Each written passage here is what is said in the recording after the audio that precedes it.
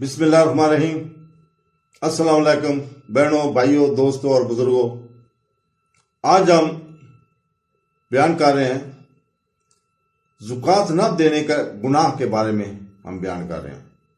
اللہ فرماتا ہے، جس کا ترجمہ ہے، اور جو لوگ سونا اور چاندی جمع کرتے ہیں اور اسے اللہ کی راہ میں خرچ نہیں کرتے، انہیں دردناک عذاب کی خوشخبری سنا دو۔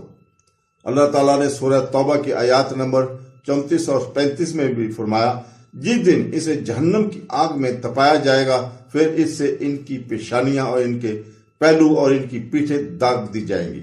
یہ وہ چیز ہے جسے تم نے اپنے لیے جمع کیا تھا، لہذا اس کا مزہ چکھو جو تم نے جمع کیا تھا۔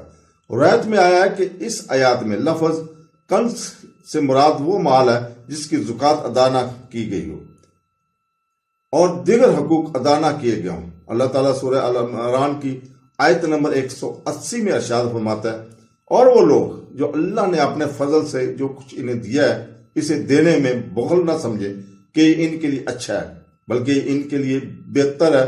انہیں وہ چیز ملے گی جس کے بارے میں وہ بخل کے ساتھ قیامت کے دن ان کی گردنوں سے لپٹ گئے تھے، اور آسمانوں اور زمین کی میراث اللہ ہی کی ہے، جو کچھ تم کرتے ہو اللہ اس سے باخبر ہے۔ جو شخص اپنے مال کی زکوٰۃ ادا نہیں کرتا، وہ موت کے وقت یہ خواہش کرے گا کہ ایک بار پھر دنیا میں بھیج دیا جائے تاکہ وہ زکوٰۃ ادا کر سکے۔ جیسے کہ اللہ تعالیٰ سورہ المؤمنون کے آیت نمبر 99 اور 100 میں فرماتا ہے، یہاں تک کہ جب ان میں سے کسی کو موت آ جاتی تو کہتا ہے، اے میرے رب، مجھے واپس بھیج دو، شاید میں اس میں نیکی کر سکوں جو میں نے چھوڑا ہے۔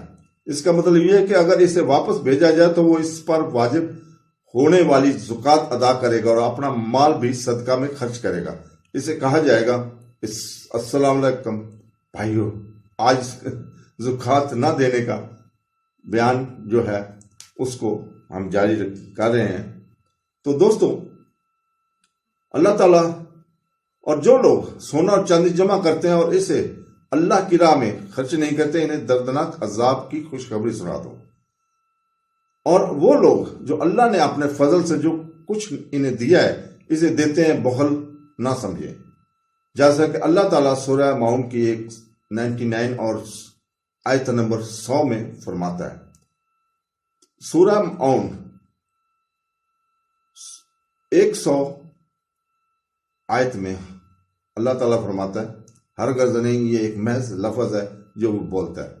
صحیح بخاری کی حدیث نمبر 1402 میں ابو ہریرہ رضی اللہ تعالیٰ سے روایت ہے کہ رسول پاک صلی اللہ علیہ وسلم نے فرمایا، قیامت کے دن اونٹ اپنے مالک کے پاس اس حال میں آئیں گے کہ ان کے پاس دنیا میں سب سے بہتر صحت ہوگی، اور اگر اس نے ان کی قیمت ادا نہ کی ہو زکوٰۃ دنیا میں، پھر وہ اسے اپنے پیروں سے روندیں گے۔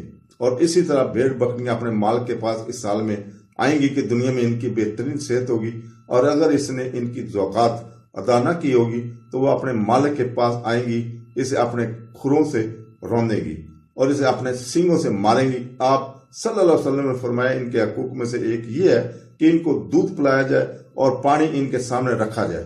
نبی کریم صلی اللہ علیہ وسلم نے مزید فرمایا کہ میں نہیں چاہتا کہ تم میں سے کوئی میرے پاس قیامت کے دن ایک ایسی بکری لے کر آئے جو اس کے گلے میں لہو لہان ہو۔